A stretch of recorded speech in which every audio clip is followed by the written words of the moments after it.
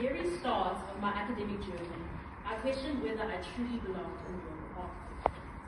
There was always an aura around architecture that felt slightly intimidating, especially as a young matriculant trying to figure out what to do with my life. Maybe it was the weight of its history, or how the way a quick Google search of the word architect would show mostly white men, or maybe it was how architecture is traditionally portrayed as something constant and reserved for cities. For a long time, I wasn't quite sure if there was space for someone like me in architecture. But even then, I couldn't ignore the quiet pull I felt towards it. Eventually, I decided to trust my intuition and pursue this path. Somewhere along the journey, I came across a conversation between Sumaya Valley and Alejandro Aragonés. Alejandro expressed his curiosity about what it means to navigate the architectural profession as a woman. In it, Sumaya Valley responded by saying something that resonated very deeply. She said, "I've always seen all the facets of my identity, being a woman of color, being South African, and of Indian heritage, as fuel for my practice. I've never seen it as a challenge, but as a superpower." As someone pursuing a degree in a discipline that has historically favored the voices of white heterosexual men, hearing this quote was incredibly affirming. It made me realize that maybe the very things I thought disqualified were actually my strengths.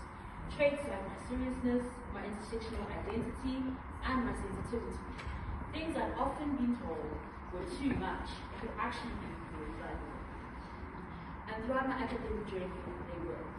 They were celebrated, encouraged, and welcomed. I realized that my identity, something once treated as a disadvantage, could actually be a source of power, and that there was no need to assimilate to be taken seriously. That realization was cemented after discovering the work of many architects at the time.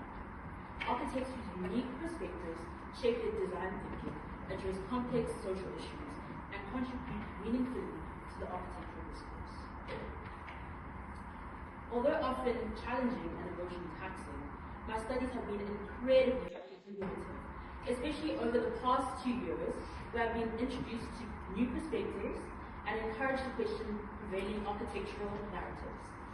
I've come to see architecture as more than just buildings, but as a way of caring, healing, and storytelling. As much as this journey has been personal, it has never been walked alone. There's a Zulu saying that goes, Umuntu, ngumuntu, ngabantu. Is a person because of other people. I stand here today not just because of my own efforts, but because of the countless people who have lifted me up along the way. To my lecturers and tutors, thank you for believing in my ideas, even when they were a little bit shaky, unresolved, and slightly questionable. It has been inspiring to learn from you, to hear you challenge the status quo, and to realize that there is no one right way to be a designer. From you, I've learned that good design doesn't start with aesthetics. It starts with empathy, questioning, and courage. As iron sharpens iron, so one person sharpens another. To my classmates, it has been such a gift to watch you weave your unique design perspectives into your design proposals. Perspectives that challenge and push back against the Eurocentric architectural canon and advocate for more socially conscious design in a field that has historically excluded the voices of various marginalized communities in this country. Thank you for the deep late-night conversations, the hysterical laughter at 3 a.m., the energy drink runs, the pep talks before crits, the help with pin-ups, the breakdowns, and the breakthroughs. Thank you for being there for it all. And to my parents, thank you for your unwavering support and for always being my #1 fans. Yantanda Mandabits. This moment is not just mine, it's shared by everyone who walked alongside me, supported me, and challenged me. It belongs to those who came before me who didn't have the chance to walk this path because of the laws that once governed this country, and to those who dream of it now, but are still held back by the inequalities that linger. It belongs to those whose brilliance has been questioned and denied and downplayed because it didn't come packaged in what is expected or what is accepted. I dedicate this speech to her. In the wise words of Nina Simone, I'm young, gifted, and black. Yes. Just getting started. Yeah.